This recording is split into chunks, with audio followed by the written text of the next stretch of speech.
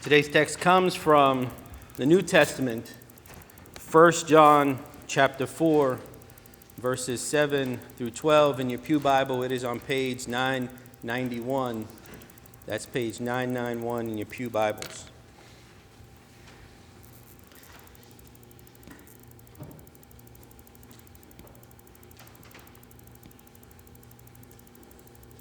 Okay.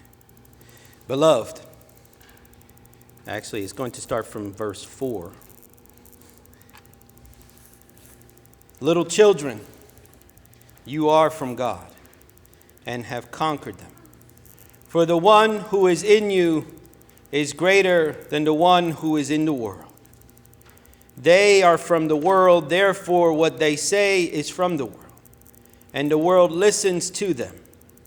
We are from God.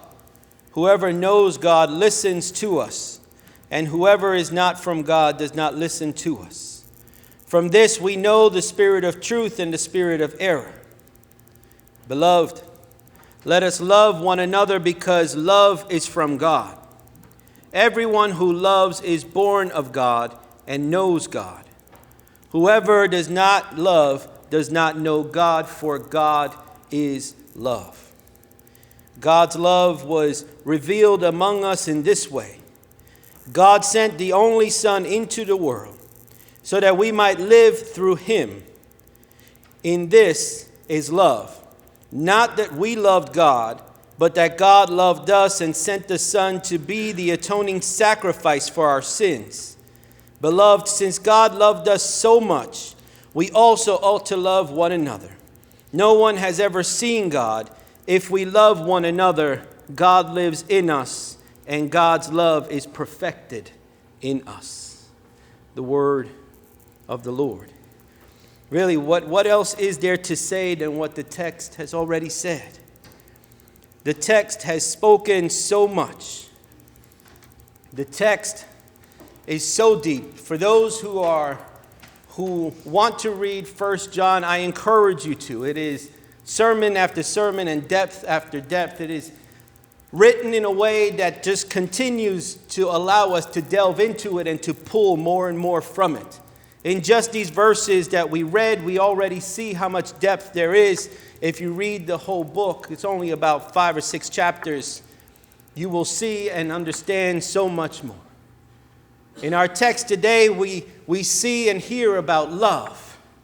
But before we get to that love, I want us to talk about the first verse, or the first part of the verse, where it says, "Greater is God who is in you than whatever is in the world."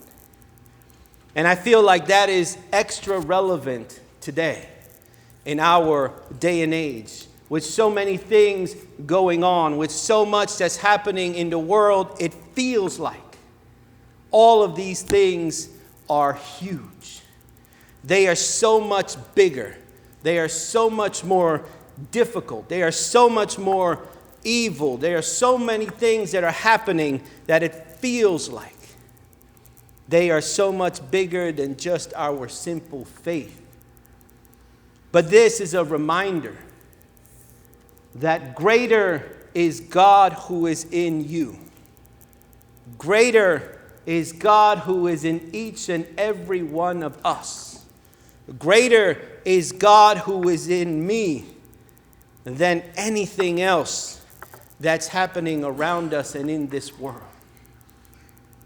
And we need to remember this. We need to be reminded of this. Because it seems too often that these things around us are so much bigger.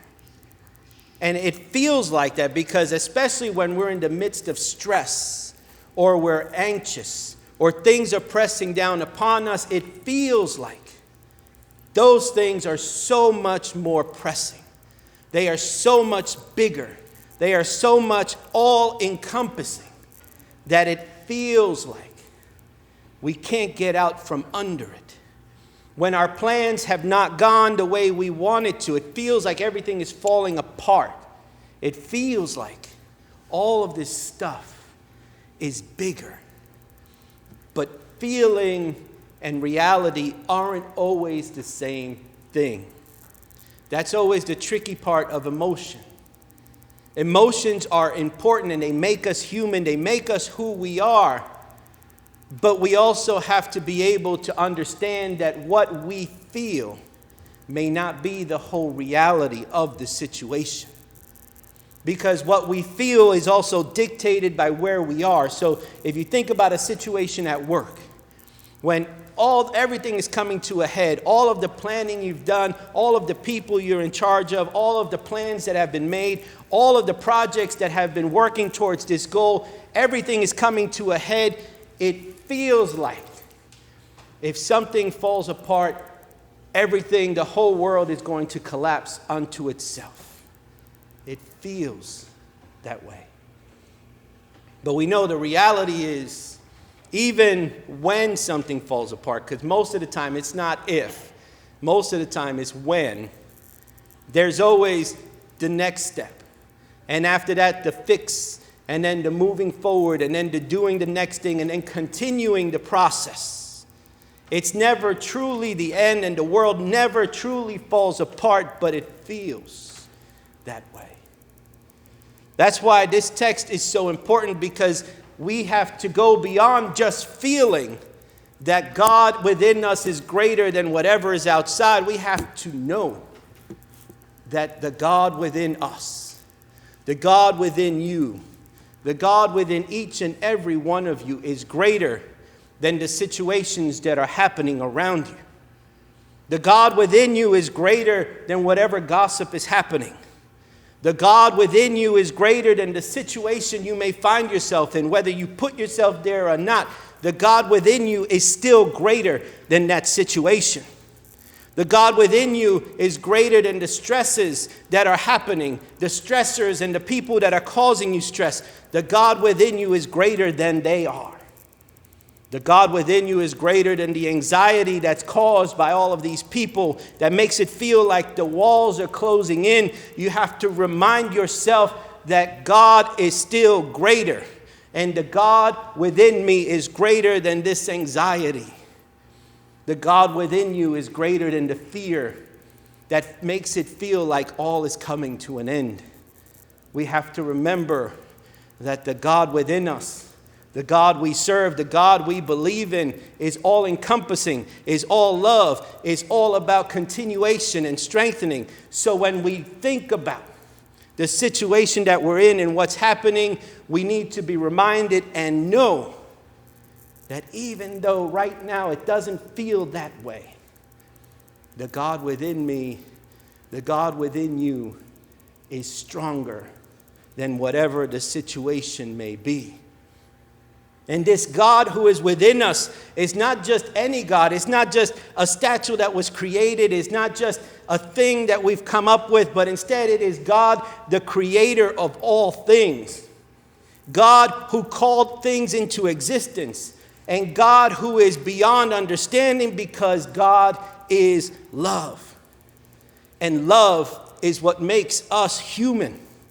Love is what reminds us that this God that we serve is greater than whatever is happening around us. That whoever is trying to oppress us, whatever situation is trying to prevent us from moving forward, God is always greater than that. And we're reminded of that because of love. And love is an interesting concept and understanding, isn't it? Love has so many perspectives and aspects, and love is the central thing that makes us who we are. Because we all want to be loved. And where does this come from? Where does this desire for love, whether to give love or receive love or to be loved, where does it come from? It comes from the very Creator who created us. Because God is love. And God who created us each in God's own image. And because of that, love is the key to who and what we are as people, as individuals, as a community. Love is vital. Love is at the center of all that we are. Love is so important. I was trying to figure out, how can I express love in a way that people can understand? And so I thought, What are some of the greatest songs we have ever heard? I promise you or guarantee you that most of them are about love. And so I went back for a few decades to see what were some of the songs that were on. And there were countless songs from the 50s to the 90s. I was like, maybe I can pick a few. And I was like, in the 50s, we had Sam Cooke singing You Send Me. In the 60s, we had Elvis singing I Can't Help But Fall in Love with You. In the 60s, we had the Temptations singing My Girl. In the 70s, the Jackson 5 was saying I'll Be There. And Stevie Wonder was saying You Are the Sunshine of My Life. In the 80s, we had Foreigner singing I Want to Know What Love Is. And Lionel Richie and Diana Ross were singing Endless Love. We had the 90s where we had Whitney Houston singing I Will Always Love You, and Casey and JoJo singing All of My Life. These were just a few songs of the thousands of songs that came up that had to do with love. Some of the songs that we remember and some of the songs that we know the lyrics to are about love. Love is a central part of who and what we are. God's self is love, and God is community. So it all comes together because God is never alone. We believe in a triune God who is God the Father, God the Son, and God the Spirit, and the love that exists, it exists in harmony with them together in community. So when we talk about humanity and what we seek and what we hope for, it is love that we seek. It is love that we're trying to get to. It is love that we're trying to find. That's why when you find that person, that connection is so, there aren't even words to explain it. When you make that connection with someone, when that intimacy and that love comes together, it's almost like you're a whole person. Because the very thing that you've been seeking your whole life, the very thing that you've been wanting to give your whole life, the love that is the center of your very being at that moment in time, you're able to share it and to receive it from another, and if it's even for a while, you're able to feel whole again, or whole for the first time. Love makes us whole. Love makes us complete. The intimacy that comes from love is what allows us to continue as humans. It's also the seeking of love that can cause us other issues. To quote another song, we often go looking for love in all the wrong places. And those things cause us problems. Those situations cause us issues because we're trying to fill this void or to fulfill this thing that we are in desire of and that we want to give. But remember, God is love. And when it comes down to it, the love that you're seeking comes from the Creator who created all things. The love that you want to give comes from the Creator of all things. Because we are made in the image of God. Because we are reflections of God in so many ways. It is our desire to be and to give this love. And so this love can lead us down the wrong paths because of its desires. But yet, when it's right, it's all so right. And when we say God is love, we remember that this God that we claim to be made of love or is love is the God that is within each and every one of us. And when we remember that, we remember that, yes, greater is God who is within me because of the love that God has for me. And how is this love demonstrated to us? That even before we existed, God gave the only Son for all of us here today. 2 millennia later, God already was thinking about us. God already loved you. God was already thinking about you before we were an inkling in any of our ancestors' eyes.